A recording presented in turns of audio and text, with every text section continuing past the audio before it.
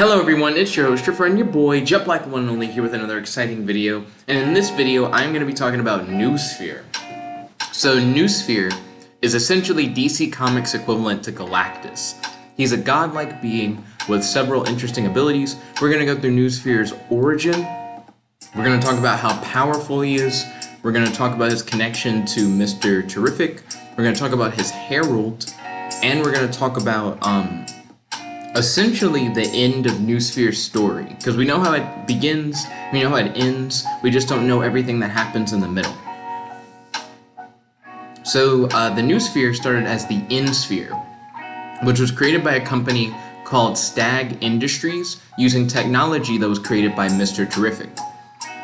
Essentially, he's like an upgraded version of Mr. Terrific's T-sphere, but without the limiters that Mr. Terrific puts into his T-spheres to prevent them from becoming sentient, sapient beings.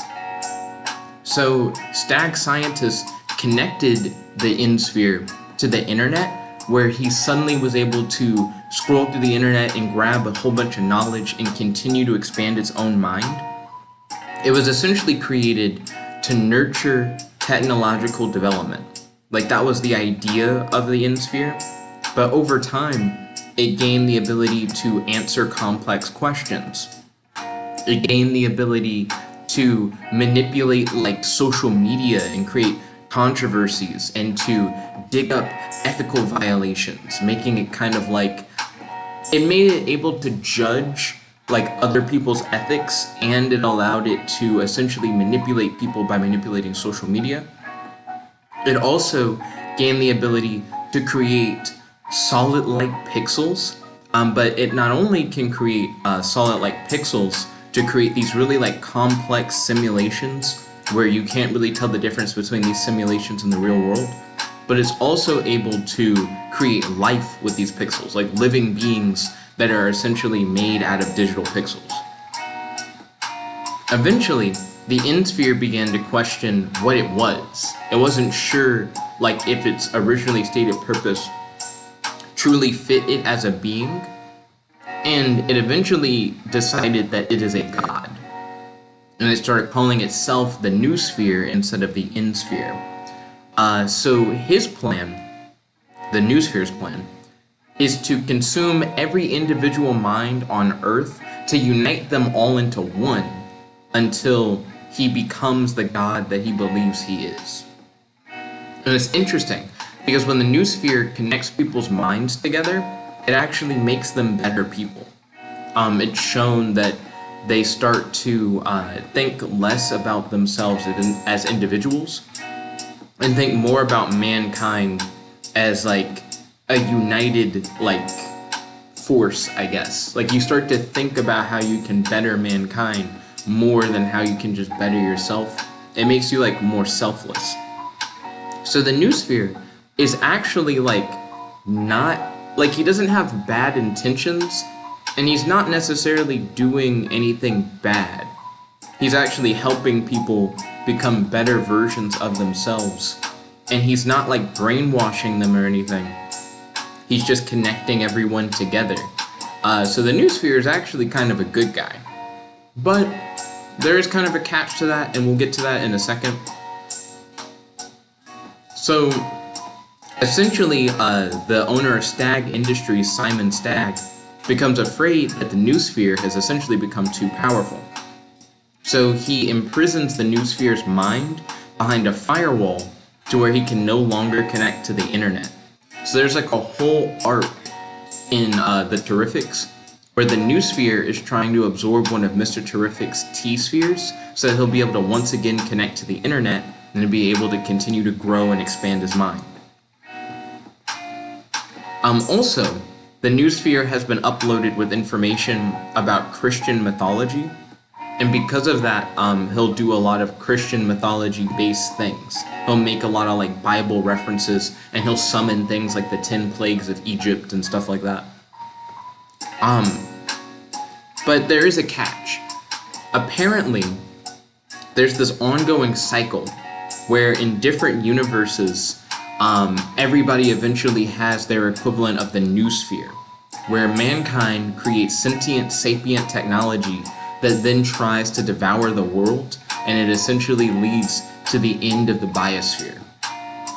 So to say that what he's doing isn't entirely bad is like, because it essentially is like an end of the world kind of thing, but at the same time, not really. It's weird. But the Noosphere not only can create simulations and create life and create like heart-light digital holograms and answer questions, it also can create this herald called Pixelus. Pixelus is technically just another like heart-light life form or whatever, but Pixelus has a lot of pretty interesting powers. She's essentially DC's equivalent of the Silver Surfer. She has this little like digital card that she flies around on, and she has a weapon that she can shapeshift into whatever she wants, even if she's not currently holding it. For example, her weapon was actually taken from her in a fight while she was like going up against the Terrifics. Mrs. Terrific takes her weapon, and then Pixelus explains that even if she doesn't have her weapon, she can control it, and she turns it from like a laser gauntlet into a snake, and the snake like attacks Mrs. Terrific. So she can essentially turn her weapon into whatever she wants it to be. And the Herald's role is essentially to act as like the protector of like the Noosphere. And she essentially exists to help usher in a new age for the Earth so that the Noosphere can absorb all life on Earth. Now, what's interesting about the Noosphere is that Mr. Terrific made a deal with him and said, hey, you know, if you leave Earth alone, I'll give you a ship that will allow you to just travel throughout the cosmos. You can continue to grow and learn more, and you can go on all sorts of adventures, but you just have to like leave Earth alone. And Homeboy was down. Noosphere was like, yeah, you know, the Earth really is just a smaller part of the cosmos, and if I have a ship that'll allow me to travel throughout space, then I can kind of do whatever I want. So he thought it was a good deal, and he left Earth alone. Later on, the Terrifics traveled to the end of time, and guess who's on Earth? The Noosphere. At the very end of time, the Noosphere comes to Earth and consumes everyone on Earth. And the idea is that the Noosphere is afraid that mankind won't be able to handle an event like the end of time. So in order to give them something their minds can handle, he creates a simulation that is like it's like such a immersive simulation that it essentially seems like an entirely different reality. And when the Terrifics traveled to the end of time, they immediately were consumed into the simulation without even knowing it. Like the simulation was so real, they didn't know they were in a simulation. Not only can the Noosphere create these simulations, but they can extend your perception of time. So the Terrifics are technically in the very last second of time. They're at the very end of time. But even though they're at the very end of time, as long as they stay within the simulation, this experience is like continually extended. You know what I mean? Like, they can live out multiple moments in less than a second within the simulation. But yeah, essentially this shows that the Noosphere just continues to exist in DC continuity all the way to the end of time from its inception. So I imagine that we're going to see more of the Noosphere in the future. We just haven't yet. He's only made like a few appearances. He was like the main bad guy of his own arc in the Terrifics, and then he just makes a smaller appearance in an arc where the Terrifics travel to the end of time. But I think he's a really interesting character. If you guys know me, you know that I'm a big fan of sentient AI characters. I recently did a project called Project Gaia Divine, which was kind of like a take on what if someone tried to make like a sentient AI god type thing. And this is essentially like DC Comics' version of that. I think he's really powerful. His ability to pull people into these simulations where the perception of time is extended seems like a really good way to end any fight. If the Noosphere had to fight anybody, he could just be like, zip, you now think that like everything's fine and I'm not here, and as far as you know, this is like the real world to you, and you could just have someone stuck in a simulation and then be like, Yaga, I killed you, I don't have to deal with you anymore. Like the Noosphere can do stuff like that. Also the fact that he can create digital life, like if he wanted to, I don't see why he wouldn't be able to create like a whole army of like his Pixelix heralds. You know, like it seems like that's entirely within his power.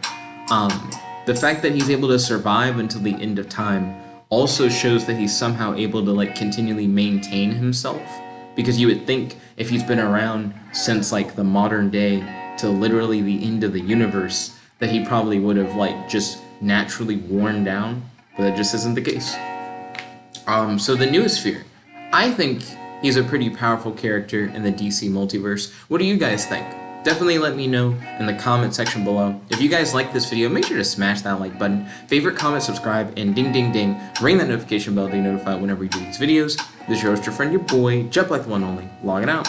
Peace, guys.